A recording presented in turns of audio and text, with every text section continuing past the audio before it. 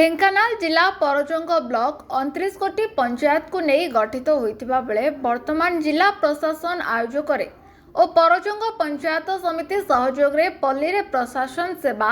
समाधान सचेतनता संपर्कित कार्यक्रम तृतीय पाळीर सोमवार कंकड़ासोढ़ा ग्राम पंचायत कार्यालय परिसर रे पंचायत स्तरीय जन अभियोग शुणाणी शिविर अनुष्ठित हो जाइछि। शिविर में स्वास्थ्य विभाग निजुक्ति भित्तिक योजना ब्लॉक स्तरीय परामर्श प्राणी चिकित्सा सेवा परामर्श आधार पंजीकरण जातिगत प्रमाणपत्र और नवीकरण माछ चाष पानी परीक्षा ई पाउती ऋण पट्टा स्वयं सहायिका मानकु बीमा अणसंगठित श्रमिक पंजीकरण 18 वर्षरु 35 वर्षर युवक युवती मानकु निजुक्ति सुजोग मुख्यमंत्री कृषि उद्योग योजना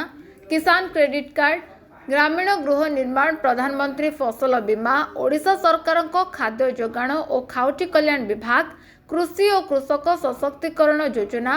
महात्मा गांधी जातीय ग्रामीण निश्चिंत कर्म निजुक्ति योजना विद्यालय और गणशिक्षा विभाग वसुधा योजना विद्युत विभाग समेत अनेक योजना उपरे शिविर में काउंटर करा जाय पंचायतवासी 469 आपत्ति अभियोग शुणाणी करा जायतिला। ब्लॉक गोष्ठी उन्नयन अधिकारी संजय कुमार पंडा तत्वावधान में परिचालित शिविर में ब्लॉक अध्यक्षा शर्मिष्ठा दल बेहेरा कामाख्यानगर उपखंडीय अतिरिक्त जिलापाल नारायण चंद्र नायक तहसीलदार मदन मोहन जेना पंचायत सरपंच दिव्या भारती सिंह गोष्ठी उन्नयन अधिकारी झरणा सामल ब्लॉक खाउटी जोगाण अधिकारी उदित कुमार सेठी जीपीओ रवि नारायण साहू पंचायत पीओ समेत समस्त विभाग कर्मचारी उपस्थित रही पंचायतवासी आपत्ति अभियोग ग्रहण करथिले। ब्लॉक सामाजिक सुरक्षा विभाग प्रभास कुमार सामंतराय बानांबर नायक अंगनवाड़ी कर्मी आशा कर्मी स्वयं सहायिका गोष्ठी एमबीके सीआरपी मेंबर उपस्थित रही शिविर को सहयोग करथिले।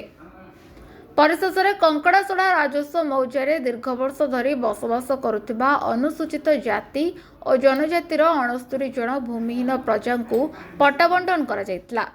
ढेंकानाल जिला Parjang block Nirmal Gananayak report now Odisha news.